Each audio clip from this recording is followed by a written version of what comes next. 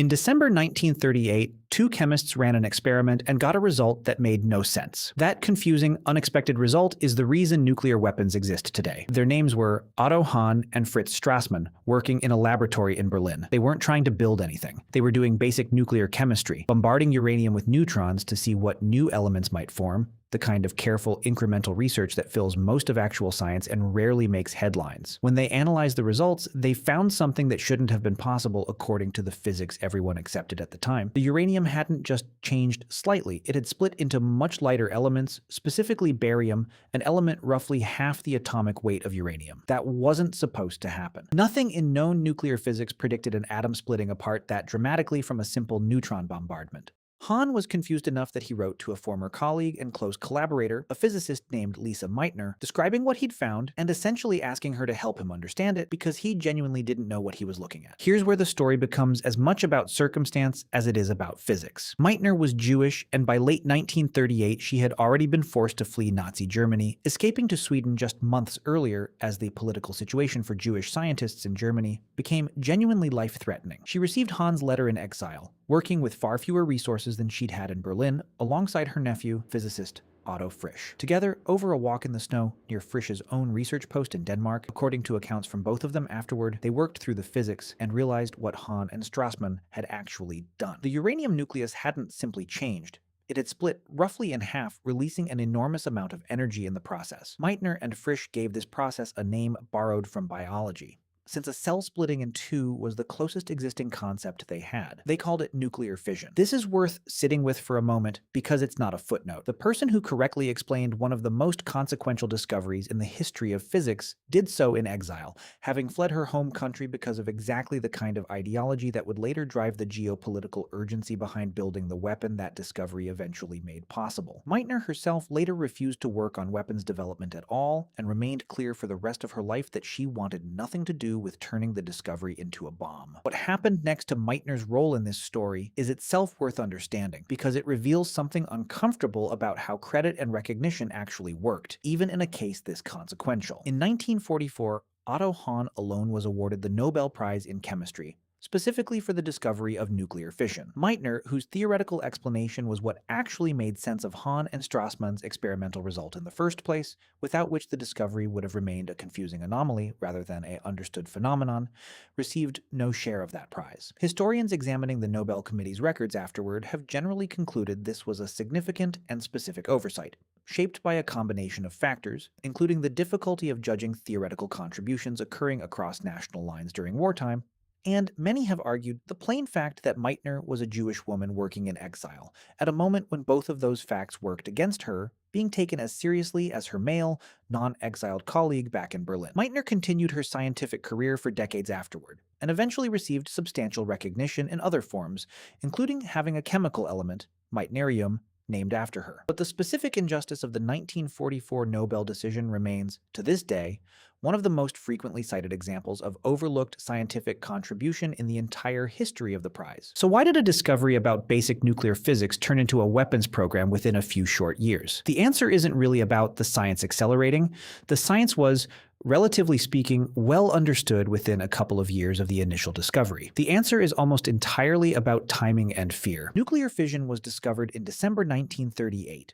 World War II began in September 1939, less than a year later. Physicists across multiple countries, many of whom knew each other personally through the small, tightly connected world of pre-war nuclear physics, immediately understood two things simultaneously. First, that a fission reaction, if it could be sustained and controlled, released an amount of energy that dwarfed anything achievable through conventional chemistry. Second, that if one country figured out how to weaponize that energy before anyone else did, the military and political consequences would be almost unimaginable. That second realization is what actually moved the science from a research curiosity into a nationally funded emergency program. In August 1939, a small group of physicists, including Leo Szilard, a Hungarian-born physicist who had personally fled fascism in Europe and had a specific, well-founded fear of what German scientists might already be working toward, drafted a letter and convinced Albert Einstein to sign it. Szilard's fear wasn't abstract. He had personally worked alongside German physicists before fleeing, understood exactly how capable that country's scientific establishment had been before the Nazi regime began forcing Jewish scientists out, and reasoned, not unreasonably, that a nation with that scientific tradition could plausibly be pursuing the exact same discovery Hahn and Strassmann had just made. The letter went to President Franklin Roosevelt, warning that Nazi Germany could plausibly be developing a nuclear weapon and that the United States needed to take the possibility seriously before it was too late to respond. Einstein himself never worked directly on the resulting weapons program. His role began and ended with that single letter, driven specifically by the fear that Germany might get there first, not by any interest in building the technology himself. In later years, Einstein reportedly described signing that letter as one of the great regrets of his life, a detail that captures something important about how many of the people connected to this story felt about their own involvement, even when their specific role was limited to a single act taken under conditions of genuine, justified fear. That letter, and the fear behind it, is the direct thread that leads to the Manhattan Project, the enormous, secretive American research effort that eventually produced the first functional nuclear weapons roughly 6 years later. The sheer scale of that project is worth understanding on its own terms, because it illustrates just how completely the original scientific curiosity had been transformed into something else entirely. At its peak, the Manhattan Project employed over 130,000 people across multiple secret facilities spread throughout the United States, in locations specifically chosen for their remoteness and secrecy. Entire towns were built essentially from scratch, populated by scientists, engineers, and support staff who often didn't know the full purpose of the work they were doing, compartmentalized deliberately so that most individuals involved understood only their own small piece of an enormous secret puzzle. The total cost of the project, adjusted for inflation, would run into the tens of billions of dollars in today's terms. An almost unimaginable commitment of national resources justified entirely by the fear that a rival nation might reach the same result first. It's worth being honest about what actually drove a project of that scale and urgency. It wasn't purely scientific curiosity anymore, and it wasn't really about the raw physics either, since the core physics had already been figured out reasonably quickly after Meitner and Fritz's explanation. It was almost entirely fear-driven geopolitics, a race against an enemy that the scientists involved genuinely believed might already be ahead of them, running in a country actively committing atrocities, with everything that implied about what it would mean if that country won the race first. What's genuinely striking, looking back at the historical record, is how many of the physicists centrally involved carried real, documented ambivalence about what they were building, even while continuing to work on it, precisely because they believed the alternative, letting Nazi Germany potentially get there first, was worse. Robert Oppenheimer, the physicist who led the project's scientific team, spent much of the rest of his life grappling publicly and privately with what the project had ultimately produced, and became, in the years after the war, a vocal advocate for international control of nuclear weapons and caution around further development, a shift in public position that eventually cost him his security clearance during the political climate of the following decade. Leo Szilard, the same physicist whose fear had helped launch the entire American effort in the first place, later became one of the most outspoken voices arguing against using the weapon on civilian targets once it became clear Germany's own program was nowhere near completion, circulating a petition among fellow scientists specifically urging restraint, a petition that ultimately did not change the decisions that followed. Germany's own nuclear weapons program, historians have since established,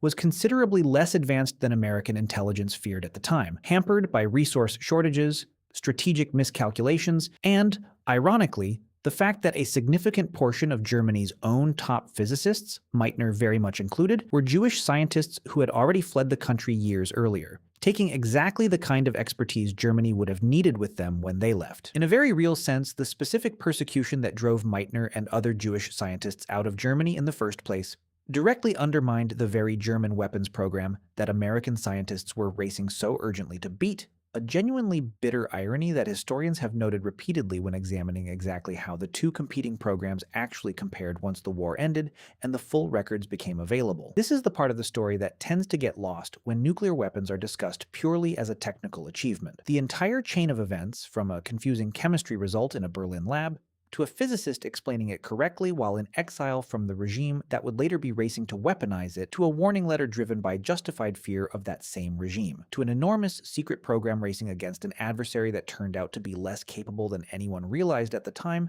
was shaped at nearly every step by people making difficult, high-stakes decisions under genuine uncertainty, not by anyone coldly pursuing destruction for its own sake. None of this erases the enormous permanent weight of what was ultimately built, or the devastating human cost when these weapons were eventually eventually used against civilian populations in Japan in August 1945, a decision and its consequences that remain genuinely, seriously debated by historians to this day, and that go well beyond the scope of the discovery story this video is specifically about. That weight is real, and it's worth sitting with honestly rather than glossing past. But it's also true that the actual origin story, the part that gets skipped in the shorthand version most people know, starts with basic scientific curiosity, run through two chemists trying to understand what elements form when you bombard uranium with neutrons, producing a result so unexpected it took a physicist in exile working through the problem on a walk in the snow to even correctly explain what had actually happened. The technology that would go on to define the entire second half of the 20th century that still shapes global politics and military strategy today began as a genuine scientific mystery. Nobody set out looking for a weapon. They found something confusing, worked hard to understand it honestly,